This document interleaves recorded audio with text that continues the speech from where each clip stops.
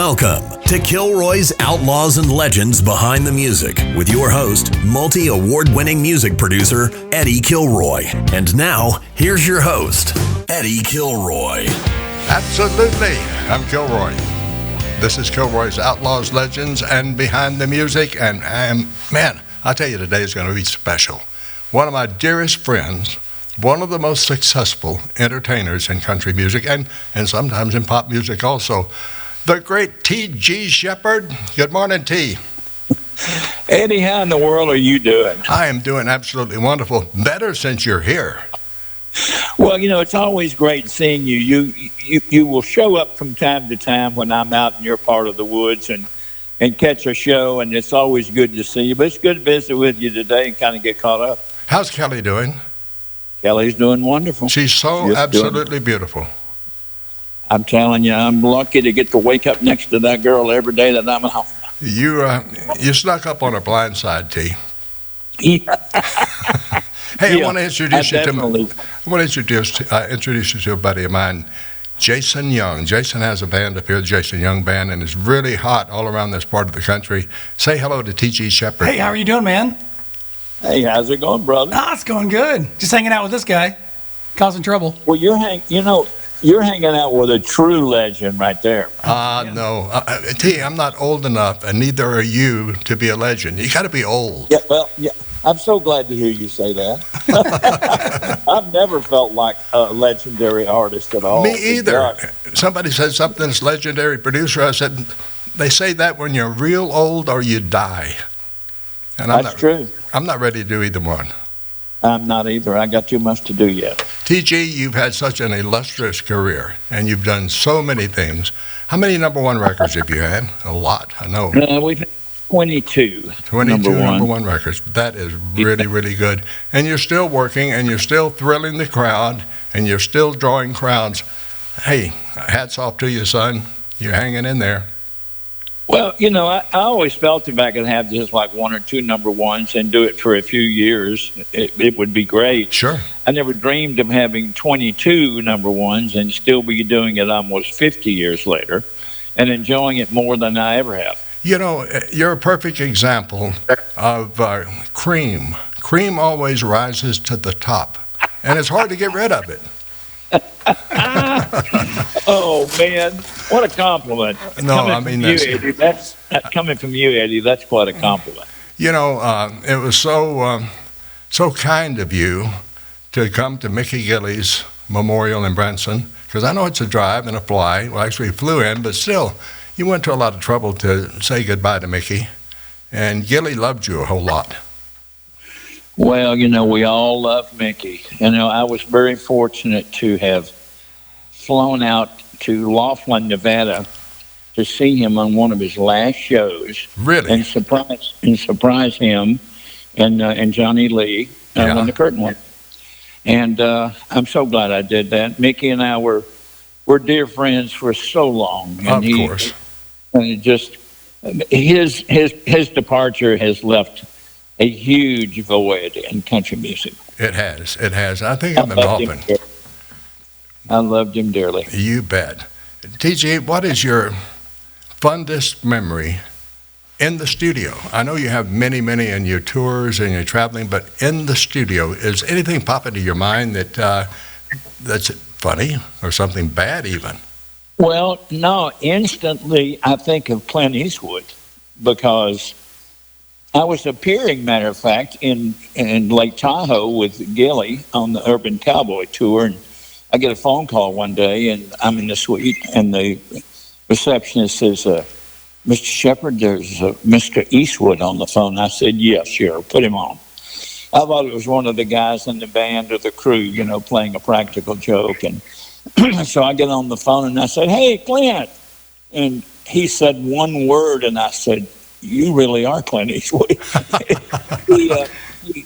He called to invite me to fly to L.A. the next day to do a duet with him called Make My Day, which became a pretty good size hit record for us. And I spent the day with him. But, yeah, that one memory probably stands out more than any of them. But I think the times of it being in the studio before I became an artist with Elvis was probably also those spectacular memories of the night that I heard Suspicious Minds being recorded, and I'm telling myself, Wow. this is huge.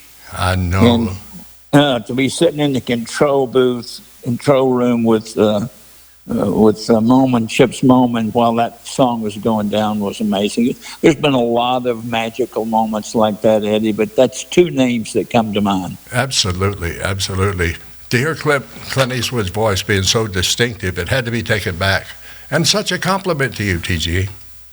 Well, I didn't even know he even knew who I was, but come to find out once we were in the studio that he still is a gigantic country fan. He loved Millsap, and he loved my music, and Gilley. He loved all Haggard. He was a big Haggard fan. So yeah, it was I was really taken back to have that invitation to come sing with him. Well, you've had so many hit records, and it's hard to pin one down because it's hard not to like the number one record. But is there one song that you did that stands out to you? Yeah, it has to be Slow Burn. Slow Burn was very cool. It was produced by Jim Ed Norman, who at that time was producing the Eagles. Yeah. And he produced it, and he brought me the song, and he said, TG, I found a song that is career-altering for you. And he said, if you'll cut it, I'll do some of those Eagle-type harmonies in this record and make it a big record for you. And so the rest is history. We went in the studio. It was one of those records that, you record it on Monday, release it on Tuesday, and it goes number one on Wednesday. Right. It was just a magical record. But that's my favorite, I think. That's one of those records you couldn't hide and keep it from hitting. Absolutely. And they live forever. They do. Do you ever get tired of doing that song on your shows? Never. You know, it's strange. You can't do all the number ones on every show because you'd be on there forever. Sure. But each one of them is like children. I mean, they're all very special to me. Absolutely. And I love them. And they made magical things happen in my life and career, and I never get tired of singing those songs. No, you never get tired. But on the other side, I never ever coerced an artist when I was producing them to do a song they didn't like. My thought was, if that's a hit, they're going to have to sing that dumb thing the rest of their life, and they're going to say, Kilroy, why in the hell did you ask me to do this? Absolutely. And I've got a couple of number ones like that, too, that I don't enjoy as much as the other ones. I'm not going to mention them, but yeah, no, you're so right, Eddie. Yeah. And when it comes to record producing, I mean, man, you've done it all. I could sit here and interview you all day long and talk about a short interview. Now, you were an incredible record producer. Oh, man, what a great record man you were. Oh, Thank God. you. I enjoyed every minute of doing it. As you probably feel also, you have these dreams when you're young, I'd like to do this. I really dreamed about it, but I never really thought it would happen. I never thought I would be in Nashville making records, but what a thrill it was. Well, I was the same way, Eddie. I dreamed of being an artist my whole life, and then when it happened, I never seemed to get used to it. No. Because it was still like a dream to me, for it to be happening. And so I've actually been living the dream for a long, long time. And go ahead. I'm sorry. But I really have been fortunate enough to have done it for a long, long time. Yeah, I was thinking the stars that don't act like stars are the special people. You were one of them. Gilley was one of them. What a compliment. Yeah, they're just, you never changed your personality. You never changed the vibes you gave off. You were always TG Sheppard, and I'm very glad to be here, very happy. I've never seen you turn down someone for an autograph, a picture, and your fan base is huge. Well, how blessed am I to still do what I love doing after all these years? I know. It's a blessing. I constantly tell the new people coming into the business to put the ego aside, because the ego will destroy you if you're not careful. Absolutely. And people, the big stars are the ones that are authentic, and they love people and they love what they do, and it shows. It does. And I learned a lot of that from people like Kenny Rogers and Haggard. Haggard was always the same on or off stage. He was, yes. So, the true giant stars in my eyes are the ones that were the most real. Yep, that's exactly right. What are your memories of the time you spent with Elvis? Oh, wow. So many. Eddie, it was absolutely a phenomenal time in my life. I know. I used to tell my mom when I was 15 years old, I said, Mom, someday I'm going to meet Elvis. He's going to become my friend. And she said, son, I hate for you to get your hopes up too high, because the chances of meeting him, let alone becoming his friend, is pretty astronomical. Well, lo and behold, I did meet him at a skating rink one night when I was 15. And it was the start of the craziest friendship I've ever had. We instantly bonded. Why? I don't know. But we instantly bonded. And from the moment we met, we were friends until the day he passed. I believe It that. was just amazing. He was probably one of the most down-to-earth and most spiritual people that I've ever been around. I mean, we would sit down and he would read the Bible to me and interpret what he felt the scriptures meant to him. Yes. And he was the real deal. He was the real deal. And that's why he was that big. He was real. That's why you guys hit it off, because you're the same way. A real deal. Thank you. I've been around Thank you you. a lot. I And know you have. I really never liked you. I just love you, TG, as a dear friend. Well, the thing with Elvis was that he gave me some of the greatest advice one time, Eddie. And if anyone listening to this conversation we're having right now, that has aspirations of doing anything in music, this is the advice he gave me. He pulled me aside one night late. We were sitting in the jungle room at Graceland, and he said, can I give you some advice? You've had a couple of #1 records here already, and I think you're going to have a career. I said, yes, sir. I'll be glad to take your advice. He said, listen close. He said, if you ever forget where you came from, you will never, ever get where you want to go. And you heeded that advice, Yeah, obviously. There's no room for ego in this business, he said, because the fans really and truly make you who and what you are. Absolutely. So, don't ever get to a point to where you think you're better than they are. Jason Young is with me today, as I told you earlier. And Jason, very talented guitar player, great singer. I don't go that far. And so forth. Do you have any questions to ask TG? Yeah, actually, who was your biggest influence? Oh, gosh. Well, Roy Orbison was one of them. Good one. Yeah, that's a good one. There have been so many. I mean, I know. Haggard. I mean, I loved Hag. I mean, I toured with him for years off and on, and got a chance to really spend a lot of quality time with him. And but I think probably Roy Orbison and people like Charlie Rich. Yeah. Really and truly, really got me turned on to country music, and but there'll never be another voice like Roy Orbison. Oh, no, absolutely not. He was one in a million. TG, you're originally from Jackson, Tennessee. Am I right on that? Yeah, Humboldt, Jackson. Okay, Humboldt. Right there, right next door. I didn't look anything up on the online about you, because I felt like I knew most of everything. Well, you're right. I mean, gosh, trying to beat the morning home. Was that your first record? Devil in the Bottle was the first That's #1. right. And That's right. Trying to Beat the Morning Home was the second #1. That's right. And I co-wrote that with another friend of ours, Elroy Kahanic. Elroy Kahani, bless his heart. You remember him? Yeah. So well. Are you kidding? Yeah, with RCA. Yeah. He was with RCA at the same time I was. And we wrote that together. And but yeah, no, Trying to Beat the Morning Home we were trying to come up with a follow-up, because you can have that first number one, but that second one that comes has got to be strong in order for you to have a career. Absolutely. So we were at the Crown Hotel in Kansas City, Missouri at the Gavin Convention. Yeah. And it was time to find that second magic song. And we couldn't find it, so we just sat down in the hotel room and wrote it ourselves. Lo and behold, it became my second. Just write it. Yeah, just write it, yeah.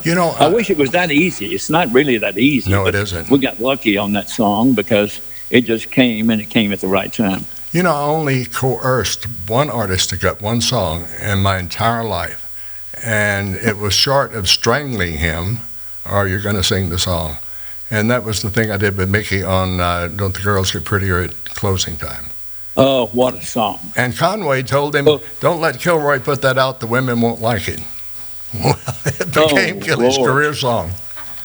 Oh, it was huge. I remember the first time I ever heard it, I had to pull the car over. I mean, really, it's that strong. Yeah, it came on strong. I'm glad he listened to you. Yeah, Mick was so easy to get along with, and such a dear, dear friend. And like you, we made dear friends. I met you in the Country Music Association building when I had my offices there. First time I met you. I remember it very well. It seems like yesterday. Wow. TG, a lot of water's run under the bridge. Tell me what you do. Wait a minute. Tell me about the coffee commercial.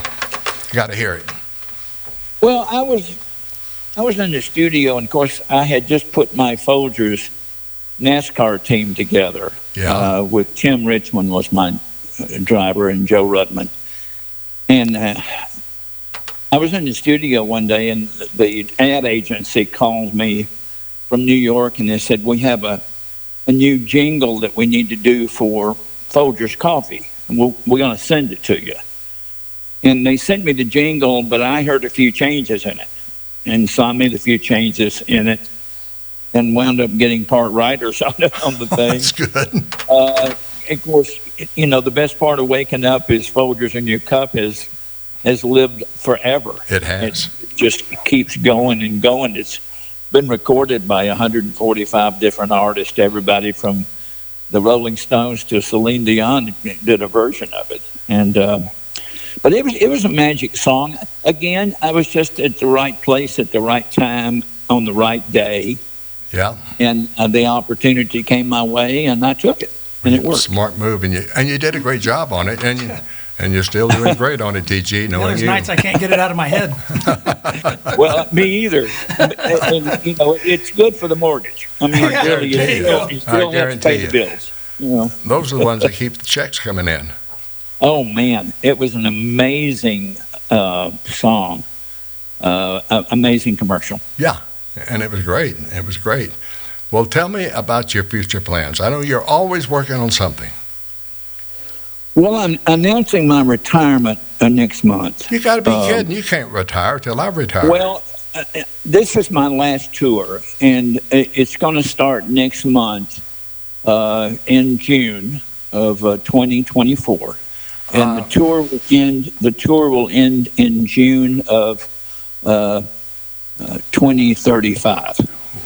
Working. It's like, what? It's going to be 11 years. That's a long retirement, but that's cool, It's just be a long tour. What? I have no thoughts of ever retiring. I've told people this so many times that as long as there's somebody standing out in front of a stage listening to what I do, I'll be there. That's similar to what I love it. That's what Ray Price told me. I asked him when he was about 82. I said, Ray, when are you going to retire? He said, my fans will tell me when to quit. No, true. That's true. When they quit comedy, very true. Well, it's just, the incredible thing about artists of my era, of the 80s and 90s now, is there's such a resurgence of our music that I look out from the stage every show, and I see people in their 20s. Yes, I know. Singing the songs with us. I know. And in the meet and greet lines, I'll say, how do you know the words to these songs that were number ones before you were born? And their answer is, "Are you kidding me? We grew up with these songs in our house. That's right. Our moms and dads played these songs." That's right. So I think it's really, wonderful. truly, it came along in a magical time in music when music was based strictly on the record labels would sign an artist and give you a 3-album deal and invest in your career and give you several singles. And it's not that way anymore now. I mean, you sign an album deal with a label, and if it don't do as good as the last one, you're dropped. Yep. So I came along at a very magical time in the 80s and 90s, and I'm so thankful that the resurgence of traditional country music, my music, has come full circle again. It has, and I predicted that because it usually makes that circle. Yeah. I was telling who was I talking to? Harold Shedd the other day, a friend of yours, who said to tell you hello. I love it. And Harold and I were talking, and it seems like it makes a full circle. You know, we went, it was country in the 70s when I started Louis Mandrell. There was a whole sea of violins and cellos, and we went to string deal and so forth. Then George Strait came back, and you came back, and you were there, and it started making a circle, and I feel that's coming back again. It is now. Another thing I was talking to Harold about is all of the great songwriters in Nashville that write country. If Curly Putman was living today, it would be he doing that, perhaps.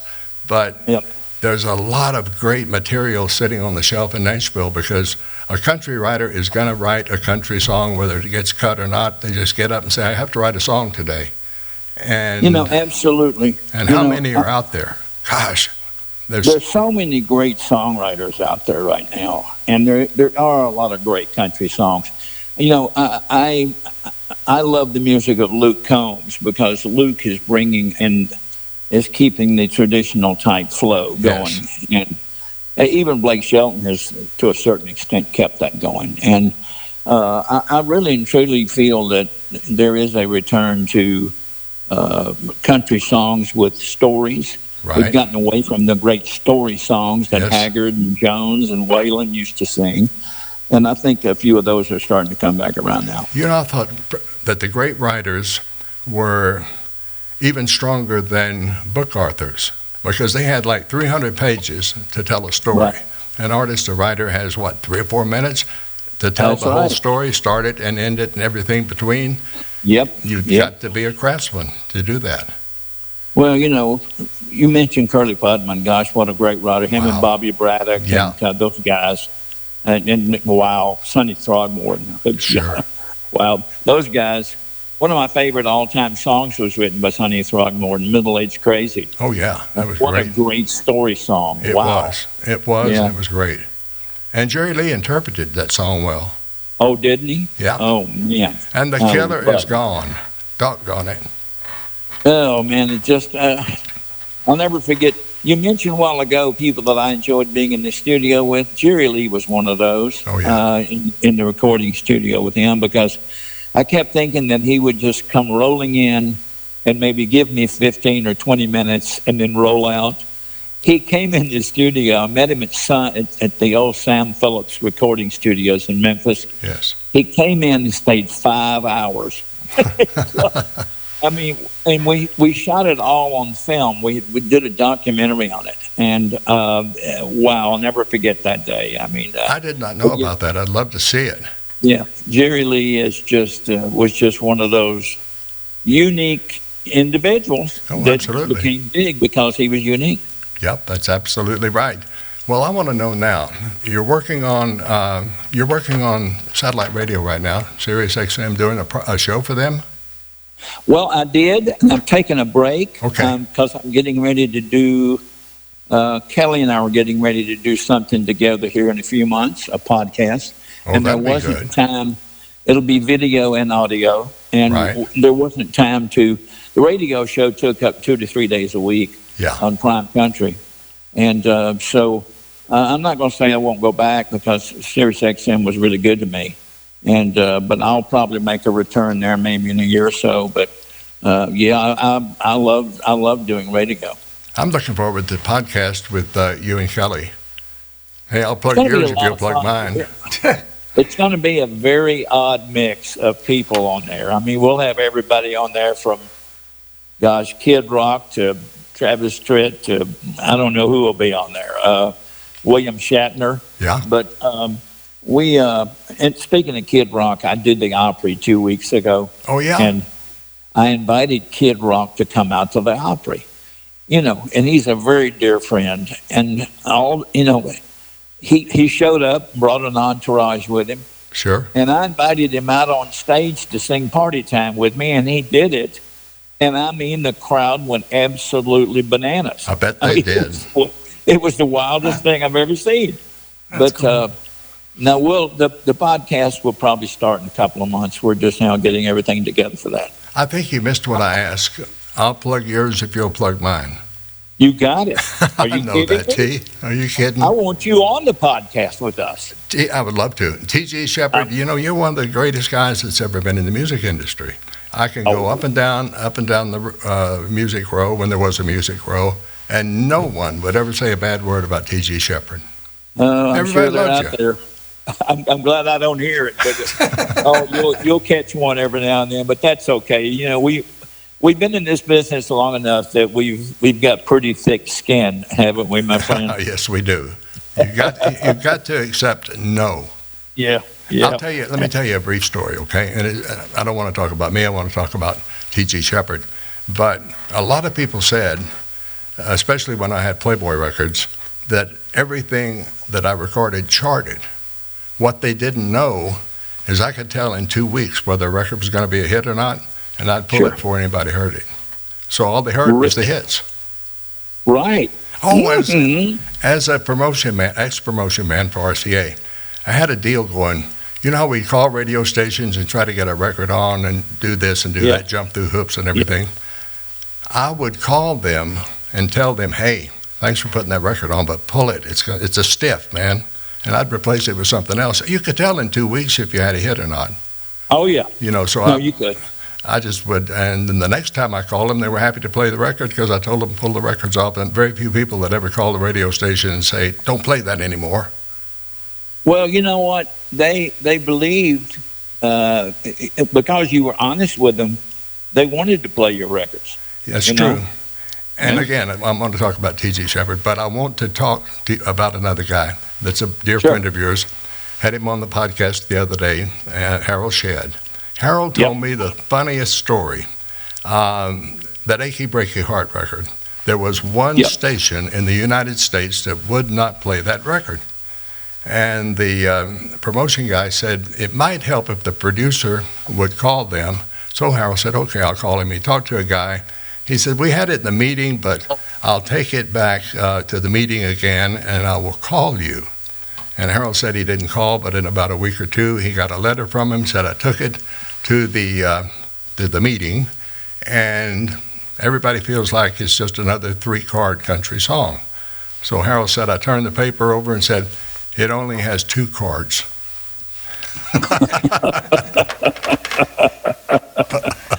Harold Shedd is still one of my favorite people in this business. Me too. Sweet man. We were in radio engineering college together in 1959. That's how long I've known him, Wow. Yeah, he's always been the same nice guy. TG Sheppard, you've been such an influence on music in general, because you had a record that played some pop, didn't you? Yeah, we had 2 or 3 that crossed over. Yeah, I thought so. Loved Them Everyone crossed over into the top 20 pop charts, and believe it or not, Devil in the Bottle did too, the first number one. We've had maybe half a dozen records that went pop. I knew you had some for sure, and we were always glad when one of our country records would go over in the pop deal, and you did that a lot, more than what you're saying, I think. Well, our music was always a little slick. I mean, we got ridiculed quite a bit in the beginning because my hot years were the years of the urban cowboy years when music was changing into more of a pop feel. It was. And so we were able to make that crossover several times because our music had a little more of a pop feel to it. Okay, give me your next date or next couple of dates. Do you have your book? Yeah. I want Yeah, I want to know where you're going so the people can enjoy TG Sheppard.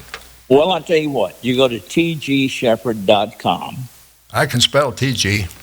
There you go. Sheppard. And you go to tgsheppard.com and you'll see the whole tour schedule Great. there. You guys got that out there, tgsheppard.com tour schedule. Yeah, and anybody that wants to follow us on Facebook or Twitter or Instagram or on YouTube, we put content up on YouTube every week.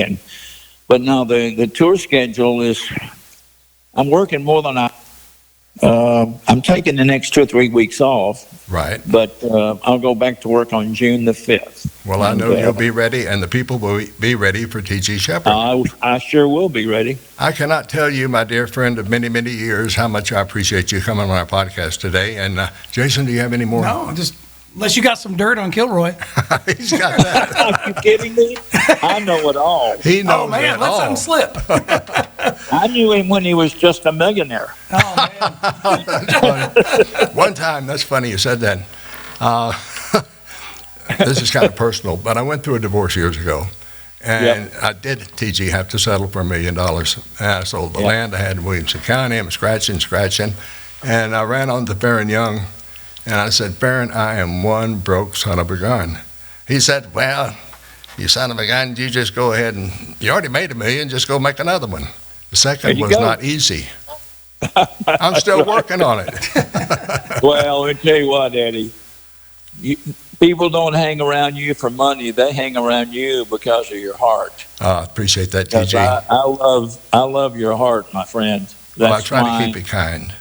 Well, you always have. And I love you for that because you really and truly are one of those unique people. Now you're embarrassing me. Because you are unique, that's why you have stood the test of time. I don't know, TG. I think you're ruining my reputation. Good. I'll keep doing it. TG, I want to thank you for spending this time with us. It's been so special, not only because of your stature in the music industry, but the fact that we've been friends so long. And doggone it, I appreciate it. Well, I appreciate you, my friend. I can't wait to see you here on the road one of these days before too long. Give Miss Kelly Lang a big hug for me and tell her how pretty... I'll kiss her right in the mouth for you and tell her it's from you. And tell her I think she has beautiful eyes. I will. Love you, Eddie. Love you, TG. Thank you for the time, brother. Stay safe and God bless you. Bye-bye. Thank you so much for visiting with us on Kilroy's Outlaws, Legends, and Behind the Music. We just had a great show with TG Sheppard, but I got to get out of here now and get ready for the next show, which will be coming up soon. In the meantime, check us out, okay, on any social media. I'm Kilroy saying adios and God bless you. Thanks for listening to this episode of Kilroy's Outlaws and Legends Behind the Music. If you have any thoughts or questions about the content, email them. Kilroy Outlaws and Legends, all one word, at yahoo.com. That's Kilroy, no S, Outlaws and Legends, all one word, at yahoo.com. And don't forget to subscribe. Third-party use of any part of this podcast without the expressed consent of Eddie Kilroy is prohibited. The Kilroy's Outlaws and Legends Behind the Music podcast is a production of Eddie Kilroy.